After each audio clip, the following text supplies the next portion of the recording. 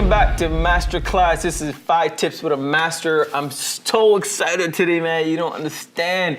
I've got Gary Mangat, the Saint Lion, the champ, oh man, I tell you, bro. I messaged him, 3-4 weeks ago, and I was like, hey man, we got to get you on the show. So much of his life I'm fascinated about, man. Just the act of the training and then getting into that fence, oh geez, it's crazy. So we're gonna get into all of that kind of stuff. But let me properly introduce Gary Mangat. The one digit that sort of jumped out at me, and we are episode 10, and you are 10-1. Yes, sir. It is crazy, man. Yes, sir. You had 11 professional fights. 11 and then 9 amateurs, so I've had about 19, 20. Jesus Christ. Where's the name come from, Saint Lion? Saint Lion was actually, before I found mixed martial arts, I was going to a Sikh youth camp, and being at the Sikh youth camp, I was more so the volunteer. I would never get into the competitive nature of the camp where they would get, they play a lot of competitive games, and a lot of it was with the weapons martial arts. And for myself, I would always avoid that. I would always avoid the weapons martial arts because they would hit each other. They used to bruise each other. And then one day what happened was they needed an extra guy. It didn't match up. They were an odd number. Just come in here and just do it lightly just so the numbers can ration themselves out. They put me in there, and it was as if it was in my DNA. I took out everybody. And it was as soon as I held it, it was like a DNA that had been passed down. And then from there, I left that camp. I was hugely inspired by the presence of all those people, and I found mixed martial arts. I just happened to find it right after, and then I just kind of started it, and then once it started progressing itself, they're like Saint Lion. You always keep a balance. Never always remain a saint, a good person outside the cage, but when you get in that cage, become a lion. Ooh. Keep that balance. So it was a perfect name for me to keep that balance. So always remind myself. It's always a reminder that I don't just I don't go out and stick my chest out all the time trying to pick fights. Always take knowledge from what you learn and bring it out, spread it, inspire other people with it. But when you're in that cage, there's no saint there. You become a lion. You take care of what you need to take care of when you're in there. So MMA as a sport is wildly popular, but when you were just getting into it, was it MMA or was it, jiu-jitsu or boxing or something, and then you evolved into MMA? What's your starting point? I went straight into mixed martial arts, into MMA. The thing was, MMA was illegal in Vancouver at the time. Okay. So a lot of these gyms, you had to Google them first, and then you had to print them out on MapQuest, because that's all it is. I had to print out the directions on a piece of paper and follow it. We didn't have Google Maps at that time. And the gyms were on the outskirts of Vancouver or Surrey. So I basically had to, find this out there. And then from there, even my first amateur fights were all in Washington. I had to always jump the border, and I had to go fight out there in Seattle and stuff like that. And MMA didn't get legalized up until I was a pro. Even when I became pro, we had to go fight on the island, on Vancouver Island. We weren't even able to fight in Vancouver up until just maybe 4 years ago, where it got legalized. Now the UFC comes to town. Now I've fought there. I was actually one of the first professional fights since the ban was lifted. So I was the first main event in Vancouver history when the ban was lifted as a professional fight. So yeah, that was definitely a historic moment. Okay, so let's go back in time a little bit. So you're on your way. You got the MapQuest printout. Yeah. And you're like, man, I'm gonna figure this thing out. There was obviously a passion because you were just at this camp and you're like, okay, it looks like there's something in me. Right. But what's the process from I did Aikido for almost a year, and then I got really bored. And man, I'm just rolling around now. Yeah. And I realized in hindsight, it's the repetitiveness that gets you crazy. But I don't have the discipline. I'm OCD, ADD, all that kind of shit in one package. I'm a mix of all those too. So I'm I had to move on. And then I tried jiu-jitsu. A friend of mine was come, and I just wasn't comfortable rolling around and I'm an Aquarius, man. Yeah. I'm a germaphobe. I'm an Aquarius too. Jeez. Okay. So maybe there's still hope for me to put on this again. I'm an Aquarius also. I tried boxing for I think almost a month and a half, and I've got bad shoulders from years of basketball. and that's just like even holding up for somebody else to punch, Right. like the nerves would kick in. Then I was like, all right, let me try like kickboxing. And the whole atmosphere is chaotic. It's like, chaotic. It's fucking non-stop Yeah, yeah. noise. I'm like, I'm paranoid. Buzzers going off, I can't, beepers, yeah, smell I of was like, oil yo, everywhere. I can't do it. My system's getting like jacked up. So when you get into your first class to building a path of like, okay, I gotta invest X number of years to even before I get to like spar, and then it goes into like I want to just get a quick map of timeline. For me, I honestly didn't think it through. And when I think back to it, that's probably is the best thing that could happen to me. Okay. Because what do we usually do? We have a dream, and then we outthink the dream. Right. Before we even take the first step towards it. Yeah. So me, I just went in there, and right away I realized I was gonna have to drop a lot of comfort walls. Like you said, in jiu-jitsu, you don't like guys rolling with you. You don't like sweaty people all over. I had to get over that. I had to get over the idea of, it gets pretty nasty sometimes. Getting punched in the face. One of the biggest things that I had was I had asthma. Okay. Mixed martial arts is one of the most endurance-hindering sports out there. We've had NFL players come in, and even they couldn't get through a workout with us. And they were like, and you would think that these linebackers are just freak animals, they're jacked and stuff like that. But it's a completely different thing because a fight either is going to go 3 5-minute rounds, or if it's a championship fight, it's going to go 5 5s. Right. There's a constant pace that stays. There's no tackle, then you reset at the line, then you tackle and you reset at the line. It's a constant pace of many different styles that are happening. If you're a jiu-jitsu guy and now the fight becomes stand-up, there's a different muscle memory that's working.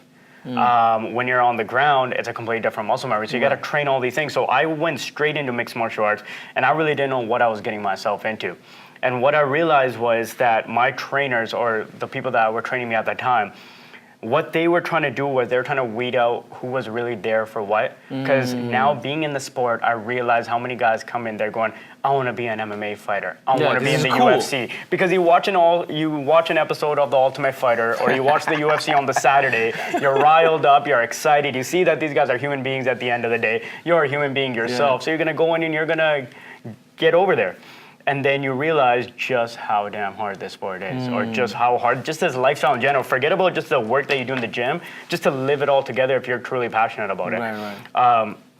So I had to get over a lot of comforts. I had to get over the idea that guys were gonna punch me in the face. My face was gonna be changing in a while. Like, I didn't even look like this 8 years ago when I started. I had cauliflower ears, broken noses, like that. So the impact of the sport shows on that exterior as physically, if not internally also. So I had to really realize right away that you have to live this lifestyle. It's not a hobby. It's not like you come to it after when you got a couple hours, you put in a couple hours of work. You live it. You visualize this sport. You visualize every possible techniques, because there isn't enough possible hours in the day to do physical work all day. But so then you have to do the mental work that goes with it. You got to be able to visualize. You got to be able to take yourself there and see your opponent throwing something and know how you got to react. Because when you're in a fight, you don't got time to react. You can only react. You can only react in that situation. You can't think about, okay, if he throws a cross, I slip this way. No, it's muscle memory. It's visual. It's everything that's taking place. I feel like it's the fucking movies, man. You know those like scenes where the fighter's brain slows down? Yeah. And then you can see like what's the next punch. That actually, and the crazy thing is, do you see that shit in your head? That actually happens. It's that true, actually people. Happens, yeah. It actually happens for the professionals. So you watch like something like The Matrix, like obviously it doesn't slow down to that point. But everything, like whenever I watch my fights the next day, everything's a lot quicker in the fight when I watch it. But when I'm in there, everything's slower. So everything's slower. Everything moves much slower, and you don't want to be on the other end of it where it feels faster. You want it to be slower. You want it, and that's why you train with the best guy possible. I train with some of the best fighters in the world, who are some of the fastest guys in the world. So when the fight comes, if you see my last 3 fights, I'm just catching kicks. I'm catching punches. That's not something I'm thinking about. That's a reactionary. That's a muscle memory that's taking place. Where it looks that easy on the takedowns and timing those kind of things out. That's all timing and training. Cool. So I'm going to say tip 1 from what I interpreted, and today's going to be me pulling it because I really want to put it into my head. To get real breakthrough, you got to lose your comfort walls. You have to lose it, and that never stops. If you didn't, like we wouldn't have you today the way you are. Exactly, and that never stops. There's never a point where like today I am not comfortable. I'm not comfortable because my competition's only getting tougher, and we're meeting at this where it just everything separates you by inches. There's a very and that's the crazy thing about mixed martial arts, where when you watch a team sport, you can dissect who's the weakness in the defense. You can see who the weakness in the forward. Like, in football, that's why they study so much tape. Mixed martial arts, you can't, because they disappear for 3 to 6 months at a time. You may have gotten a brand new trainer. You started going to some seminar that's just teaching your whole game. So there's no base, and that's the fear part of it. That's the fear part of the comfort part of it, where you just train so hard, and hopefully you're doing the right things, and hopefully you're covering all your bases. That in fear is what makes you step out of your comfort zone and do what you're doing. So you always got to remain uncomfortable. If you remain comfortable, I think that's the thing that's leading you to your first loss. That's what's leading you to losing and failing at this, is the day that you become comfortable in this sport. So let's talk about another topic that a lot of the people we've had on the show talk about, which is this notion of routines, right? There's some routines that make you successful, and then there's other people where routines actually, doesn't give them the room to breathe, and people are just all over the place. So what are some of the routines that you have? Like, I don't care how simple it is from which side of the bed you come off of your training routine, but maybe you could share some of the routines that are close to you. For me, I don't like to get comfortable, but I like routine. I like to have a schedule. Like my wife, she likes to do different things all the time. For me, since I'm doing mixed martial arts, and the word mixed is such a huge part of this, that I do mix things all day long. I'm not doing boxing just every single day. I'm not doing wrestling every single day. I'm not doing jiu-jitsu every single day. So there's a routine, but there's different disciplines every single day. So me, within an hour of my eyes opening, I'm in the gym. Within an hour. Okay. I can't wake up, sit around, watch TV, chill out. No, if once my eyes open, I don't have my first meal till after my first training session. So what time do you usually get up? Like what's the our first training session is usually around 9, 10 o'clock. Okay. So I'm up about 8:45. I know that the old school theory is you get up at 5 and you do 6-kilometer jog. Fuck that those shit. days are those routines, those things have scientifically all been proven wrong. Rocky Balboa. Yeah. So the Rocky stuff that you eat raw eggs in the morning and then straight. It doesn't. That's salmonella waiting to happen. So don't do that. Okay. So just those kind of things. It's like, as an athlete, you need proper rest. Right. So me, as soon as I wake up, I have quick, I squeeze a lemon, I have honey, and that kind of gives me just a quick carbs that I need for a little bit of Ezekiel bread, and I'm in the gym. And then put in 2 hours of whatever training that is. Like I said, it's different things every single day. 2 hours on an empty stomach? 2 hours on an empty stomach. Man, that's every rule that I've read that you tossed it out. No, I know that. I forgot what the name of that is, but it's a form of. It's a form of nutrition. And then I'll have my first meal, and that's usually a liquid, that's usually like fresh juices that are juiced or a protein shake. And then I'll have my first actual meal. So I don't have my first actual meal usually sometimes about 1:30, 2 o'clock. Oh, wow. Then I get a quick nap in, and then I work, and then I go back to my second training session. And that's usually about 2 to 3 hours. And then at night, then you got the visual process going on, then you study the tape, and hopefully spend some time with the loved ones that you can for the quick 20 minutes you can. And then by then you're already exhausted, you're tired, and because you repeat it the next day. You do it over and over and over, and that's what it is. You're just traveling around gym to gym. You're training with the best guys, and you're trying to learn. It's because every art is evolving every single day. Right. So if I want to study kickboxing today, there's something that's happened today that's evolved it.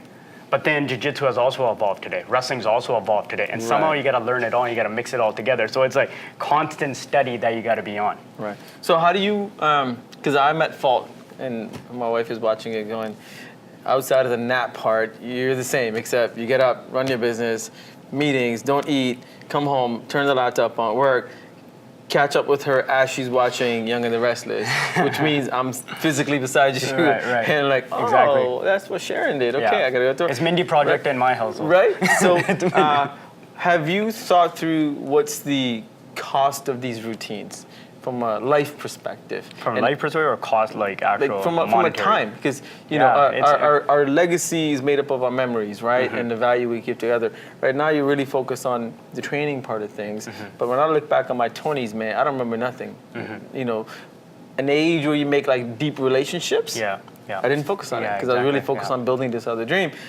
On my 40s, I'm like, shit. Tomorrow, if I want to have a barbecue, I got 2 people I call and hope they're around because I didn't invest in people in my 20s, right? So when you're looking at your routine now and sort of the sacrifices for success, is that a conscious thought? It is a conscious thought, and it's a thought that I've just been having just a little while ago again. But then I've also been looking at guys like Kobe Bryant. I've been looking at guys like Michael Jordan. I've been looking at the greats of each discipline. There's something they had to give up. Right. So you're always hearing these stories. I don't know. I know a lot of people have heard this story how Kobe goes and does 800 shots before a game, or he's in the gym, or he's at the basketball court at 4 o'clock in the morning during the Olympics, and the game starts at 10 and he spends the whole time. There's somebody that had to get kind of sacrificed there. I'm guessing his wife, right? That time away from his wife, his kids and stuff like that. So I think that's kind of like, that's the sacrifice you got to make towards a thing. Like, I say the same thing, that I would say there was a time when I could invite 100 people to my birthday, and because I thought I had 100 friends, where now I can probably say I have 4. Yeah. Like even I just had my wedding, I'm like, I only need 5 people there, but we had 400, but the other 4, I could have cared less about anybody else. Yeah. I needed those 5 people. Those 5 people are my ride or dies that are always there. Yeah. So there's a sacrifice that was made along the way. Yeah. Even in my relationship, I see that sacrifice. Right? Like my wife has to make that sacrifice with me, where it's like, can you turn it off? Can you put this away now? Can we take a break from it? You're always about this. Like, it's not always about this, but in a way, you have one chance to leave. Like, the thing about a fight career is it's numbered. Right. I can't fight till I'm 70. I can't fight till I'm 60. I may not be able to fight till I'm 40. Right? So there is something that I have to create. Like you talk about a legacy. There's a legacy I have to create now that has to be able to reward me and being able to kind of thrive later in my years when I go do motivational speeches, or if I want to launch something on my own, if I want to launch my own fight organization. So things like that. So right now I got to commit to that. And those are the kind of things you're figuring out. You're like, am I going the right way? Because you never know. You don't know. Like, you don't. I may be going down the wrong road this entire time, and I'm sitting here telling you all this. But then all of a sudden, 10 years down the road, I'm like, dude, I was going down the wrong road this entire time. Mixed martial arts was never my thing. So what do we tell a young person? Like, I had a session yesterday mentoring some young startups, and one of the guys was like, well, I have a 9 to 5 that pays for my lifestyle, which is not a lot, but it pays for my lifestyle. And I've got this business I want to run, but I can't function without like 8 hours of sleep. So how can what can I do? And I was like, stop sleeping. Like, the only choice is sleep You'd be surprised how many people won't give that up. Right? You'd be surprised how many people won't give up their 9 to 5. Because there's a certain lifestyle they got to live. There's no sacrifice that they want to put towards what they want to do. That you have to lose something in order to gain something. There's something you got to take a chance on. There's a lot of up and coming people in all fields, right?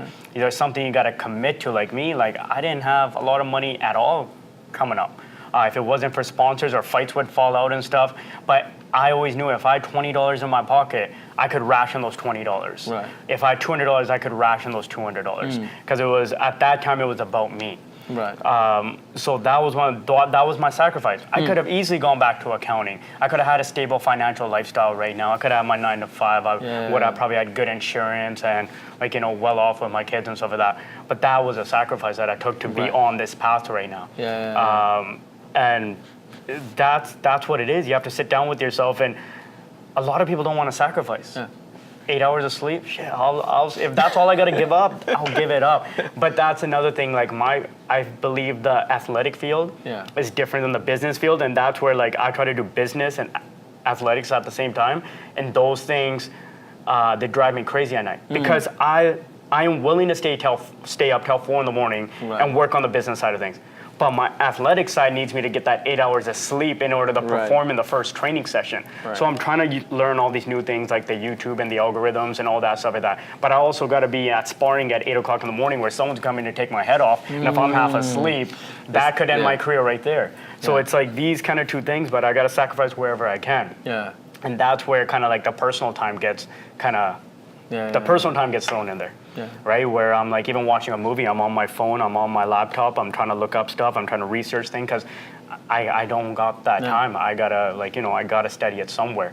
So it's these kind of things you gotta sacrifice. You gotta, if it's just sleep, you gotta give up that. If you really need to live your lifestyle and you need to keep your 9 to 5, you really gotta know where your priorities lie. Really, that's where it comes down to. Where do your priorities? How badly do you want it? How badly do you want it, man? How badly do you want it, right? What was it? The hip hop preacher who was talking about walking into the water. It's how bad do you want to breathe? When you only want your dreams as bad. You gotta want your dreams as bad as you want to breathe, right? So it's true. It's true. So something I always purposely do is I do my swim, like I have like a swimming day where I have to do an aggressive, like a very high endurance a workout. At the end of it, I have to try to do 2 laps with like no air. So like, I gotta hold my breath all the way to the other end. And usually my heart rate's already up. Yeah. And that's when I face myself in that. I put myself through that. I kind of torture myself because the last 15, 20 meters, I just want to pop back up.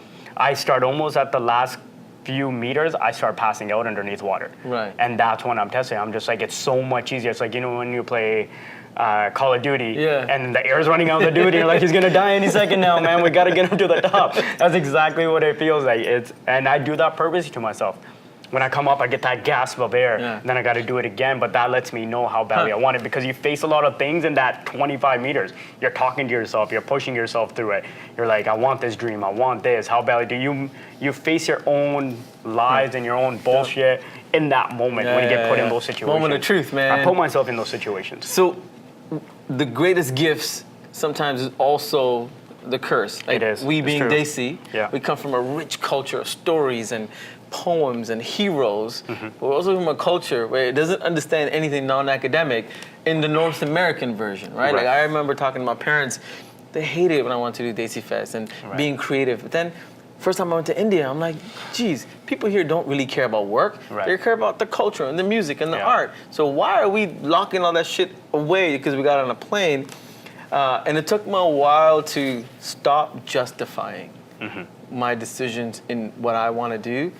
How are you? Because a lot of people I meet, whether it's South Asians or non-South Asians, once they decide they want to lose their comfort walls, they want to create a routine for success, and they want to sacrifice a few things, there's a big cloud of society or community justification they can't get past. Right. My parents still think I should stop what I'm doing and get a job one day, and I'm fucking 42. Yeah.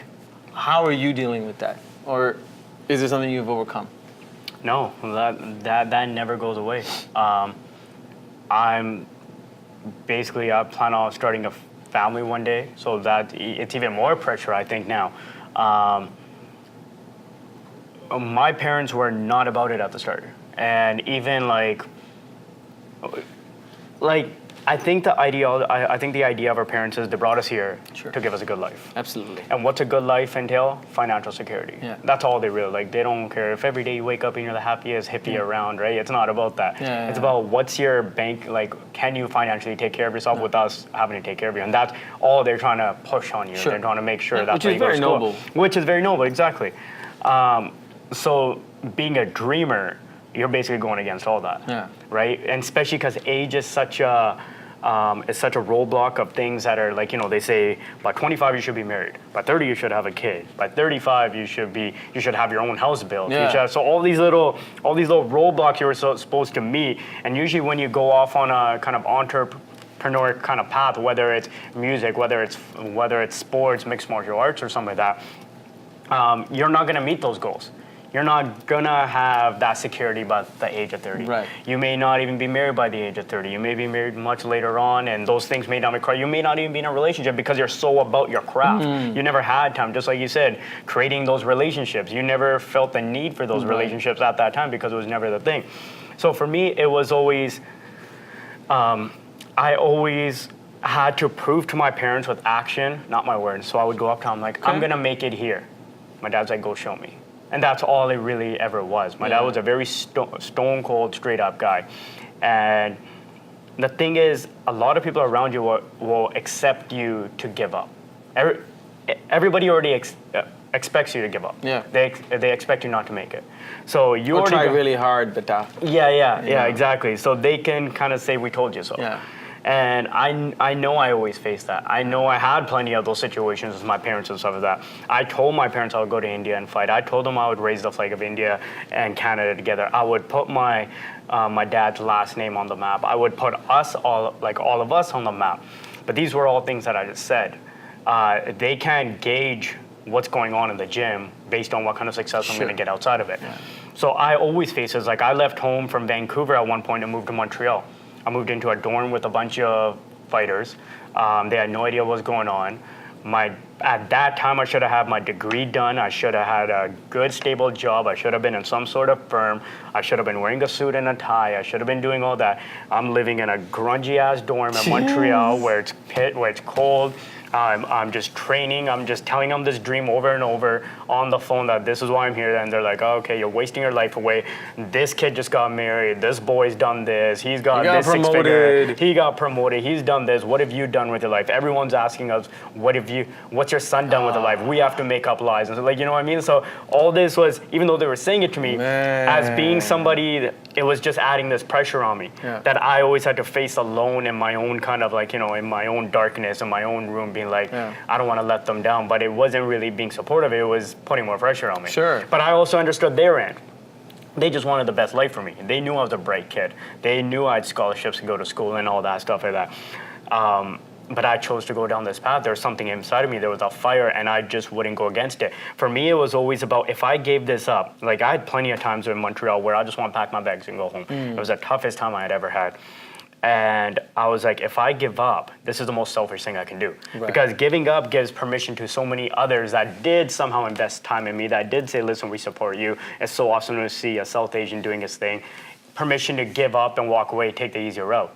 If I wasn't selfish, I would keep on this. I would figure it out. I would figure out my situation. I would figure it out financially, and just keep on it. And that's always what kept me from not picking up my bag, locking the door, and driving to the airport. So let's stay there for a minute, because this idea of giving up, in certain industries, it's you walk away from a business, you close down a company, you let employees go.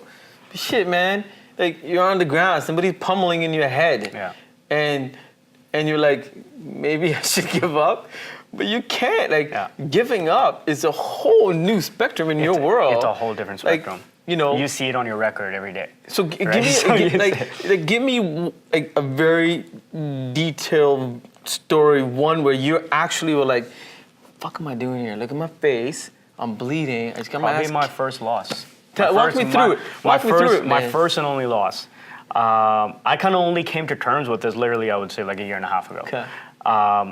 You gotta remember that every single one of these fights, we spent 3 to 6 months training for them. Right. Let alone moving my life to Montreal to train with the best fighters and invest every dollar into it, not have a job out there. So you're living off this lump sum of money that you got from your last fight that you're trying to invest into this fight. Right. Hoping that this fight pays off and gives you another lump sum to continue your dream on, and you just keep building. And what it was I had the best training camp of my life. Physically. And let's remember the word physically as I'm telling you this story. Because if you follow my career, if you follow who I am, all I talk about is spirituality and the mentality. Because I came from an accounting background into mixed martial arts. The only reason I even made as far as I have today is because of my mental strength and my spiritual strength and believing that there's something in my DNA or something like that that's allowing me to gather that strength to keep pushing forward. So physically, I had the best training camp of my life. I was doing about 40, 50 rounds of sparring every week, which you should never do, but I just felt like that's what I needed to do to have been in every possible situation that this opponent was gonna put me in. I fly to Vancouver, and I get to the arena, and I just didn't wanna be there. I was just mentally checked out. Jeez. And I realized there that I had done so much physical work that mentally I never spent that time that I usually do in Vancouver, where I go down to the water, I visualize, I give thanks to the elements around me and the water and all these things that have built me, and kind of just be free as a warrior, like the true warrior kind of lifestyle and stuff. I never did that in Montreal. I did all the physical work. I was in there training with the best. Just I had the guys beast. I had like some of the best UFC fighters around me and stuff like that. And when I got there, I was just like, I don't want to be here. But still, even in that situation, I was winning that fight. I was killing it. I was landing everything. And once I got in there, I switched back into that lion side of me. And I was winning every round. And then 4 minutes and 30 seconds of the third round, I go for one final takedown on him. And he sticks his knee out. And it shatters my nose, turns it sideways, blood gushing everywhere. And one of the things was that fight was one of the first fights, professional MMA in Vancouver. So they had City Hall there, and they were judging it. And then what idea everybody had was that MMA was just this barbaric bloodbath of a sport, which is exactly what that in that last 30 seconds became. And the ref had to make a crucial choice in that second, where I'm still standing, but my face is full of blood. I'm still standing. You're talking a cracked nose. I'm talking like sideways. Like you can still see the scar here and stuff like that. So it turns sideways, and the ref jumps in and stops it. And it just took the life out of me because I didn't get stopped. I didn't get put away. It's one thing if somebody beat me, knocked me out, tapped me out. Some other man stepped in and on my dream, and now that forever sits on my record.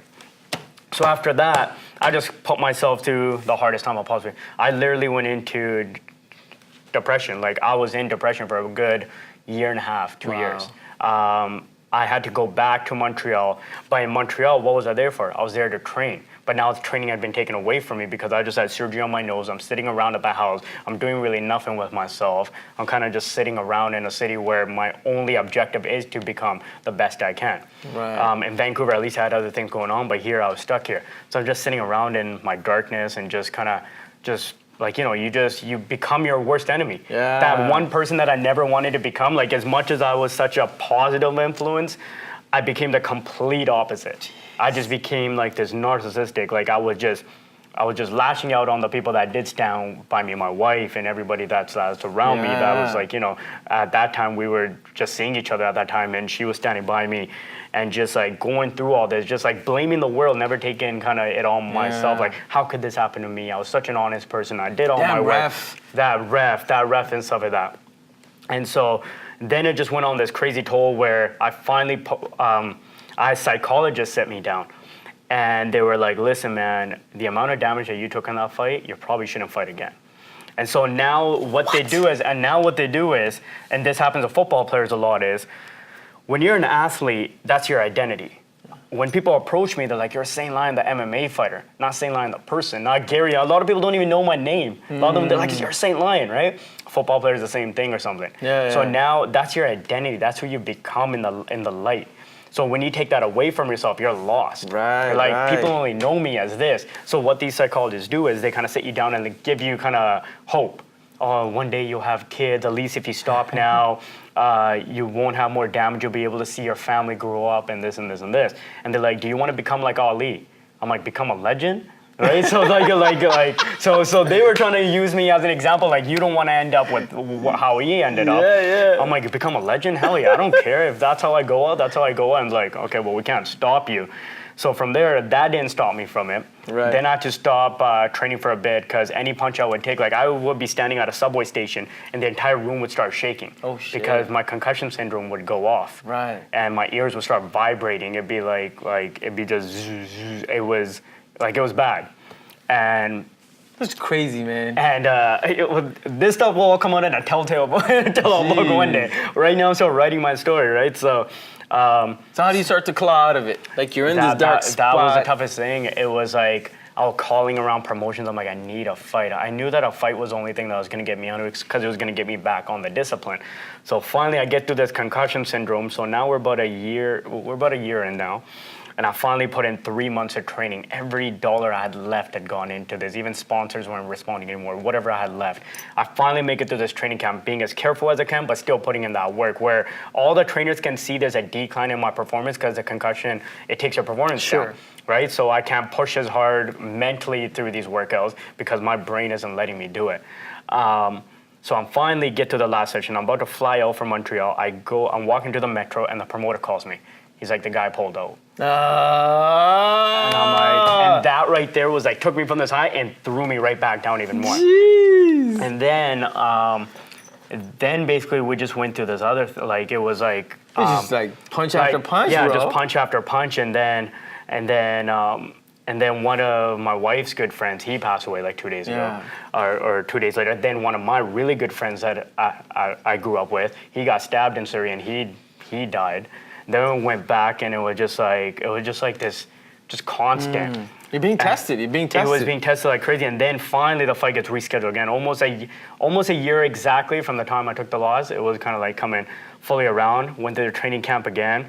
And I dedicated a fight to them and stuff like that. I brought the parents in and I won the fight. And I put the guy away in the first round. It was like, that kind of gave me a breath. Right. And it was just crazy. I just went through fighting depression, fighting all that stuff. And then I just took another fight right away. I'm just like, just give me another one. Like, let me just not fall back into this. So I took that, beat that guy. Then 6 months later, I went back to Montreal, trained there, took another fight in Seattle, won that.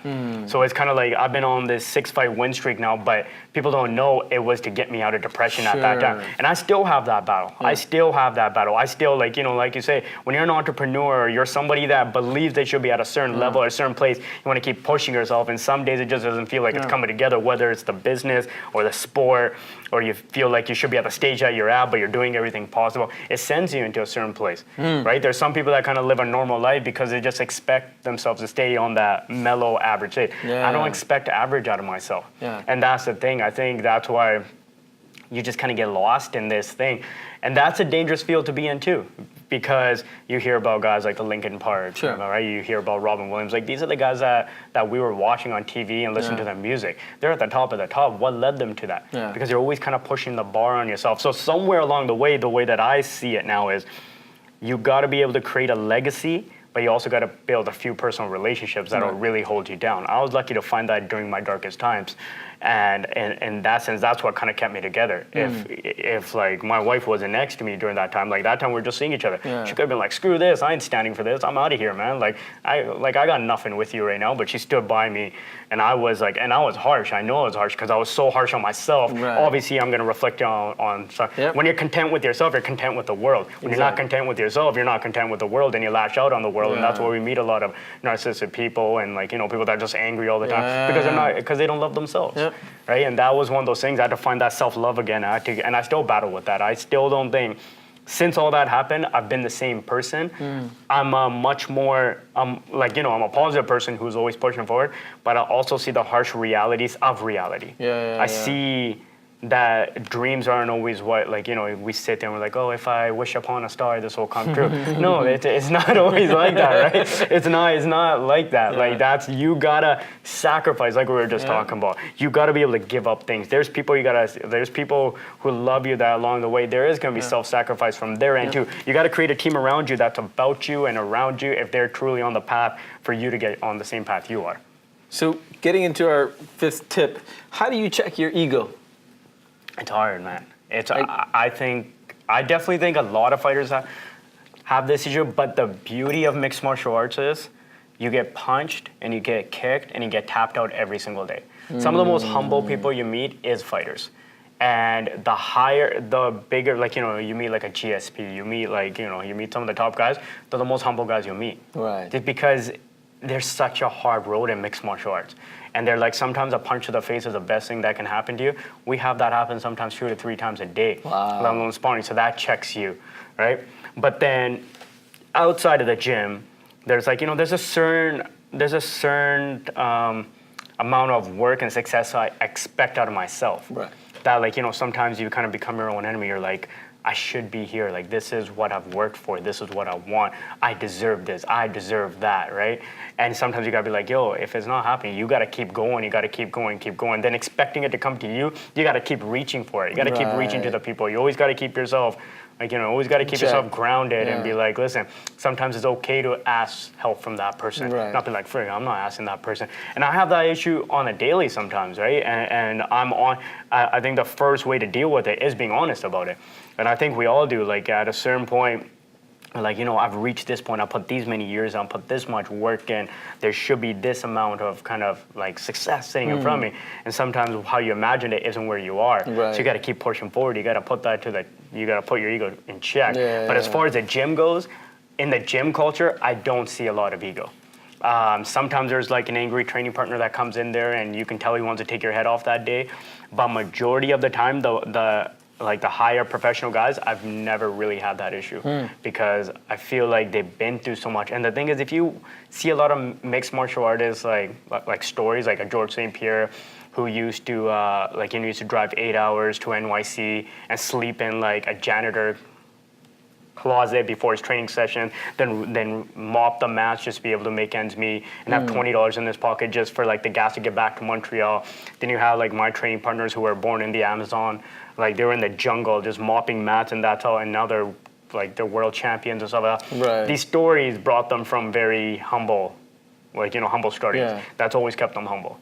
Well, that's what I love about you, man. Like, I follow you online, and You know, there's a lot of guys that do what you do, but they pump out the physical side of the business. Right. Check out my workout routine. Check out this. Check out yeah. my abs. And you're a lot more spiritual, a lot more humble. And you focus on, you know, how you look at life versus how you punch. And you know, I think like the external looks of people. Once you're in the MMA field, you'll realize how much of that is just kind of. It's aesthetics, right? At the end of the day, I always say to people, yeah, you look amazing, but what can you do with that vehicle that you're driving, right? Your body is that vehicle. What do you do with it? Is it just good for repping things? Is it good for changing the world? Is it good for inspiring people? Is it good for doing different things? Like, what do you use it for? Well, you only got this vehicle, you only got your vehicle, I only got mine. What are we gonna do with it? And like you say, the legacies, right? What are you gonna do to leave something behind? Is that important to you? A lot of people, it's not important to them, right? For me, it's important. For you, it's important. It's what are you going to do with this one vehicle, the flesh vehicle, like Joe Rogan always says. What are you going to do with it? Well, in closing, I'm going to read you a little bit that something you wrote that I really love. This is quoting the lion. Everything I know about life has either been learned here or it's been tested here for its validity. Because between this metal fence, every thought that gave you motivation, drive, fear, insecurity, comfort, discomfort is about to get exploited and tested. When the body and mind begins to quit, the reminder of why you ever began might be the only thing that gives you life when you most need it. That is fucking phenomenal. And that's the thoughts that get me to the gym. For me, like, I got to remember the reason I began it from the start was I wanted, because there were so many people that were laughing at the idea of me ever starting this. How is this accountant? Like, you're an accountant. Like, I wasn't even the biggest kid in my group, let alone the toughest kid in the group. For me, it was to inspire the underdog, to inspire a generation to break down comfort, to go for their dreams and stuff like that. And that honestly is like the caption that I wrote for that was my last fight. I had food poisoning on the day. I had food poisoning 2 days before, and that's exactly it. And when I got in there, I was like, dude, this is bigger than me. This has to be bigger than me. You gotta fight for this. Either we win this or it's gonna kill me in here. So that's what it was. Everything that you tell you, because we motivate ourselves, but how much of the motivation is honest to yourself?